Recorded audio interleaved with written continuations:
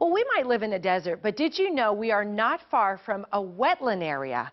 It's known as Tres Rios, and Heidi is there this morning checking it out for us. And Heidi, I swear it looks like you're in Florida.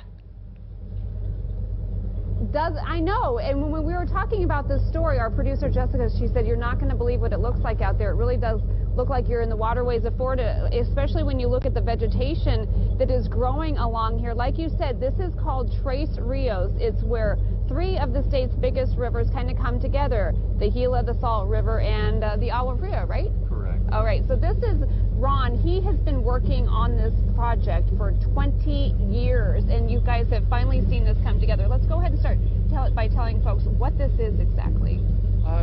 This is a wetlands out at 91st Avenue and basically Broadway. We receive our water from a treatment facility across the street, and we take this water, we put it through the wetlands, and then we discharge it into the environment. And it's fascinating because you said it took a lot of money to build this project, but in the end it's saving the city of Phoenix millions, hundreds of millions of dollars every year. Why? To do the treatment with a conventional system, you know, of concrete and steel, you'd be looking at about $3 billion to do the same treatment that the environment can do naturally. So you put the water back into nature, and you just said we just let nature do what it does. Absolutely, absolutely. And then you release it back into the river where it just keeps on flowing. Talk to me about what has surprised you guys. You knew that when this was being built that Mother Nature would do what she does, but it has now become a home to more than 150 species of birds. Was that surprising to you guys? Oh, absolutely. We thought that it would be very good for the environment, but we didn't understand the impacts. It has far exceeded our expectations, definitely. And the pelicans, I mean, when we were driving out here, I saw probably at least 30 to 50 pelicans. That's something, I mean, you see at the beach or on the coast somewhere. Correct.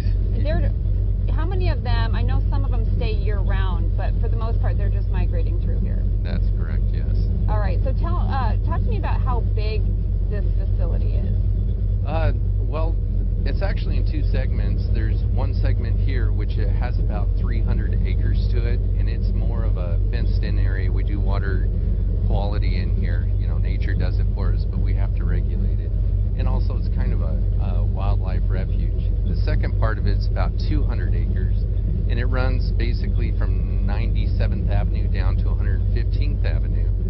And that one's about 200 acres, like I said, but it's more of a element of environmental education and full contact for people who want to experience wetlands close up. Now, for folks who have lived in the valley for quite a while, this area, I mean, it's been a huge transformation.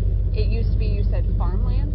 Yeah, it was mainly farmlands, you know, generalized farming activities, but there was also, you know, a lot of character out here that wasn't exactly fun. And we transformed it into something very environmentally friendly and for the ecology. All right, and Gina, coming up in the 9 o'clock hour, we're going to talk about how folks can come out here and do some bird watching. They do offer tours here as well, but he said, you know, there was just a lot of activity going on out here, so this is now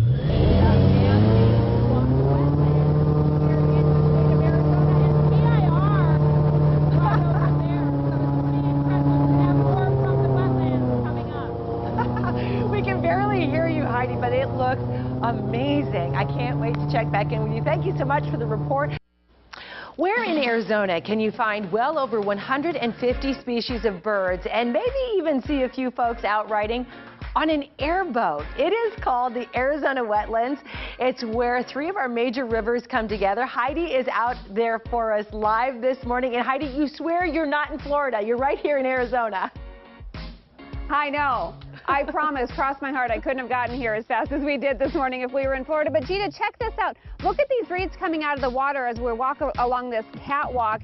You would think by looking around that you were in at least somewhere close to the water, if not definitely Florida. And then, yes, we have this big airboat here. Ron has been guiding us through the Tres Rios Wetlands this morning. And I asked you earlier, what was the reaction you guys got when you ordered an airboat? I bet people thought, Arizona? What? They don't need anything like that.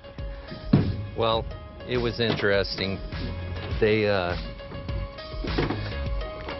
Oh, he made it on the boat. Okay, good. Good. It was very interesting. It's not a usual procurement that you would see. No, I would imagine not. So tell me where we are in the wetlands right now. We are actually in the center, one of the larger ponds. It's about 300 acres total, and this pond is about 100 acres. We're right dead in the middle of it. We're kind of a congregation part of the wildlife. They really congregate here. Okay, let's talk a little bit about the wildlife. When we were kind of going around earlier, we saw a muskrat, but you guys have beavers here too. In fact, there's such a large number of them, or I guess maybe they're so good at what they do. You guys are knocking down beaver dams, what, every day? Yeah. I wouldn't say knocking down. We're participating in their building activities. We give them something to do the next night. What else is out here that folks might catch if they come by? You'll see some really incredible things. In the air, you see some bald eagles. We have some neotropical birds that people who do birding, they really can see some interesting birds on that list. As far as land mammals, we have everything from javelina to bobcats, coyotes, whatnot. And then there's quite a large fish population under the water as well. You said, what, tilapia? There's largemouth bass, tilapia, catfish, crappie. There's a whole bunch of fish in So here. there's this whole ecosystem here. I want to talk quickly about the pelicans because I think that's one of the more noticeable birds that people go, okay, that looks a little bit out of place, but they migrate through here. And I got to give a shout out to Mike, who is piloting our boat this morning, or captain, I don't know what the terminology is, but you guys call him the Pelican Whisperer. Why? Well, recently he was involved in a pelican rescue. One of them happened to swallow a fish that was just a little too large for it to take down, and it caused some problems with its flight. He was able to get his hand down its throat and pulled this big fish out of there. Otherwise, the thing would have choked. And he really did a good job. He said it took him 30 minutes. Where can folks come out here? We should mention that we are in an area that not everybody come in. You cannot bring your boat out here and go through the wetlands. But if folks want to come out and take a look, what's the best place for them to go? We actually have a website. It's terrestrials.net. It has directions to get out here. You're going on 91st Avenue, basically between Southern and Broadway, we'll say. And it's right next to the river corridor. And you file for a permit. You come out and you can see the last section of the wetlands, which actually is open to the public. All right, there you go. And he said, Gina, that they were going to be working on maybe in the future expanding it out here a little bit so there's better parking in the facility. So maybe down the road, folks can come out here on a more regular basis. We are at the Rios Wetlands, and we will send it back to you guys.